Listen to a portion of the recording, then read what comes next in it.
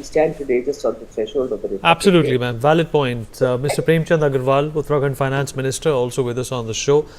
Premchand Agarwal ji, thank you so much, sir, for talking to us. I hope you can hear me. 230 vehicle uniform होना चाहिए। Sir हमसे बातचीत करने के लिए बहुत बहुत धन्यवाद। सर, यूनिफॉर्म सिविल कोड को इम्प्लीमेंट किया गया है उत्तराखंड में। दूसरा राज्य बना है जो इस नियम को अब अपने पूरे विभागों में और पूरे समाज में प्रचलित करेगा। इससे क्या लगता है कि एक सोसाइटल लेवल पर क्या क्या फ़ायदा होगा और निजी लेवल पर भी लोगों को क्या फ़ायदा होगा? देखिए, सबसे पहले तो मैं अपने देश के यशस्वी प्रधानमंत्री आदरणीय नरेंद्र मोदी जी का और अपने माननीय गृह मंत्री आदरणीय अमित शाह जी का उनके मार्गदर्शन के लिए बहुत अभिनंदन कर रहा हूं, और अपने युवा मुख्यमंत्री आदरणीय पुष्कर सिंह धामी जी का भी अभिनंदन कर रहा हूं, जिन्होंने चुनाव 2022 से पहले संकल्प लिया था कि यदि हमारी सरकार दोबारा आती है तो हम लोग यूसीसी लागू करेंगे। और मैं भी अपने आप को सौभाग्यशाली समझ रहा हूँ कि मैं उस कैबिनेट का हिस्सा था जब एक ही प्रस्ताव पारित हुआ यूसीसी को लेके पहली कैबिनेट में, और उसमें लगभग 3 साल हुए। आज उस संकल्प की सिद्धि आज हमने पूरी की है, और एक वैचारिक जो हमारा संकल्प है उसमें एक कड़ी और जुड़ी है। आप जानते हैं, भगवान श्री राम का मंदिर बनाने की बात हो तो वह अयोध्या में स्थापित हुआ। भगवान श्री राम की प्राण प्रतिष्ठा पिछले 22 जनवरी 2024 को स्थापित हुई। उसके बाद उससे पहले हमारे जम्मू कश्मीर से जो एक धारा 370 का हमने कभी संकल्प लिया था उसको समाप्त किया। जो हमारे यहाँ 3 तलाक का विषय था वो आपने देखा ही है, उसको हटाया। लेकिन आज बहुत बड़ा ऐतिहासिक दिन मेरे उत्तराखंड के लिए और देशवासियों के लिए है कि यूसीसी आज हमने यहाँ पे उत्तराखंड की धरती से, यानी कि हमारी सरकार के माध्यम से, इस पावन धरती से, इस देवभूमि से हमने उसको आज लागू किया है।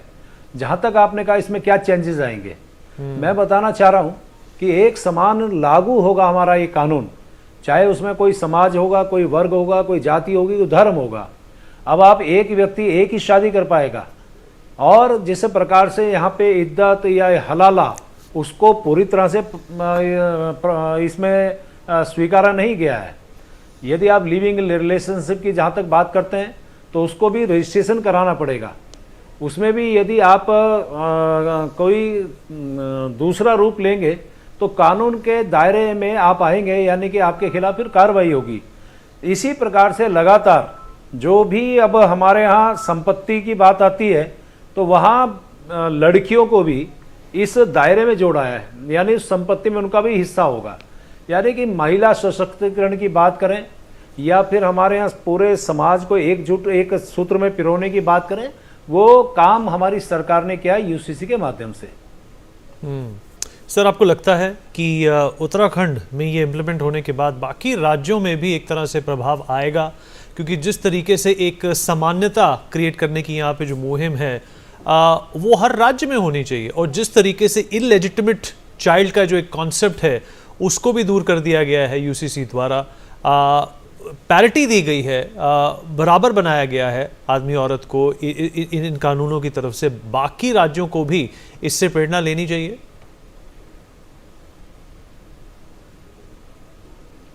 नहीं, मैं आपको एक थोड़ा सा, आपने पहले कहा था, मैं उसमें संशोधन कर रहा हूँ। आपने कहा दूसरा राज्य है, गोवा पहला राज्य है, लेकिन वो हमारी आज़ादी से पहले में वहाँ पे लागू हुआ। स्वतंत्रता के बाद हमारा राज्य पहला राज्य देश का जिन्होंने इसको लागू किया है। और यदि मैं बात कहूँ कि पूरे देश की, जहाँ तक आपने मेरे से सवाल किया, तो मैं एक बात आपसे कहना चाह रहा हूँ। देखिए, हम देवभूमि के लोग हैं, ये देवभूमि कही जाती है पूरे देश के अंदर, विश्व के अंदर मान्यता है इसको। और गंगा जी गंगोत्री से निकल के उत्तर प्रदेश, कहीं बिहार, फिर पश्चिम बंगाल, गंगा सागर तक जाती है, यानी सभी को वो एक खुशहाल करने का काम करती है, सबको पावन करने का काम करती है। तो ये यूसीसी रूपी गंगा अब यहाँ से निकली है उत्तराखंड से, और मैं उम्मीद कर रहा हूँ कि सभी पूरे देश के अंदर जितने भी राज्य हैं उनके लिए भी एक मैसेज है कि आप भी इसे लागू कर सकते हैं। क्योंकि आप भी जानते हैं कि जो आज संविधान की दुहाई देते थे, संविधान के बारे में जो बहुत कुछ कहते थे, अभी हालिया चुनाव हुआ लोकसभा के अंदर, किस प्रकार की बातें दुष्प्रचार के माध्यम से उन्होंने कही, संविधान खतरे में है, आरक्षण खत्म हो जाएगा। तीसरी बार की हमारी माननीय मोदी जी की सरकार जिसमें न तो संविधान को छेड़ा गया, न आरक्षण को खत्म किया, दुष्प्रचार करके थोड़ा हित उनको मिला, उनका लाभ हुआ। मैं फिर कहना चाह रहा हूं, इसी संविधान की अनुच्छेद 44 में उल्लेख है कि आप यूसीसी लागू करिए। तो मेरी यह मान्यता है, मेरा ये मानना है, मेरी ये अपेक्षा है कि जो एक मैसेज हमारी उत्तराखंड की धरती से पूरे देश को दिया है, मिला है, वो भी अपने अपने क्षेत्रों यानी अपने अपने राज्यों में लागू करें। वैसे भी सुप्रीम कोर्ट ने कई बार कहा है कि यूसीसी लागू होना चाहिए, और इस प्रकार से सभी लोगों के लिए मैसेज है कि आप लागू करिए, सबके लिए है। हमारा तो संकल्प ही है सबका साथ, सबका विकास, सबका विश्वास और सबका प्रयास। ऐसा करेंगे तो निश्चित रूप से हमारे यहाँ एक बहुत बड़ा लाभ हमारे यहाँ की जनता को यानी सभी को मिलने वाला है। इसमें किसी जाति धर्म का कोई भेद नहीं है, इसमें सभी के साथ एक समान कानून यहाँ पे लागू होगा, ये सभी के फायदे में है। सर, मुस्लिम समुदाय में एक से ज़्यादा विवाह शादी अलाउड है। पोलिगमी इस कानून के हिसाब से नहीं मंजूर की जाएगी। एक ही शादी एट अ टाइम आप कर सकते हैं। बाइगमी 2 शादियां भी नहीं की जाएंगी एक साथ। ये भी एक तरह से अब गैर कानूनी हो जाएगा। आपको लगता है कि इस पर्टिकुलर प्रोविज़न को लेकर मुस्लिम समुदाय में थोड़ी अनईजीनेस आ सकती है? देखिए, ये भी एक दुर्भाग्य है कि एक व्यक्ति कई कई शादियां करता है। मैं किसी जाति धर्म की बात नहीं कर रहा हूं। क्या ये महिला के खिलाफ नहीं है?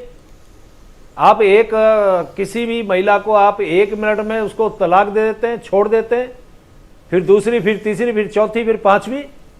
आखिर क्या आप अत्याचार हमारी उन बहनों के साथ कर रहे हैं? क्या आप उनके साथ दुर्व्यवहार कर रहे हैं? क्या उनके जीवन के बारे में आप नहीं सोच रहे? 3 तलाक तो आपके यहाँ लागू कर दिया गया है कि नहीं होगा, लेकिन उसके बावजूद इस प्रकार की ये कोई संस्कृति हमारी तो कभी नहीं रही। और मैं तो ये कहता हूं कि भगवान की कृपा है, यदि आप शादी करते हैं तो आप उसमें ही अपना जीवन यापन करिए ना। हमने कहा है यूसीसी के अंदर किसी को भी मान्यता नहीं होगी कि एक शादी के बाद दूसरी शादी करिए, और किसी धर्म में नहीं लिखा है कि आप एक से ज्यादा शादी करिए। इस प्रकार का कहना भी दुष्प्रचार है। और हमने कहा है कि हमारी उन बहनों का सशक्तिकरण होगा, तो ये ऐसे ही नहीं कहा है, ये सभी के लिए लागू होगा। उसमें चाहे हिंदू हो, चाहे मुस्लिम, चाहे सिख हो, चाहे ईसाई हो, या अन्य कोई और हो। हमारे हिंदू धर्म में भी यदि कोई एक से ज्यादा शादी करता है उसको भी प्रतिबंधित किया है। अग्रवाल जी, आपने समय निकाला हमसे बातचीत की, उसके लिए आपका बहुत बहुत धन्यवाद।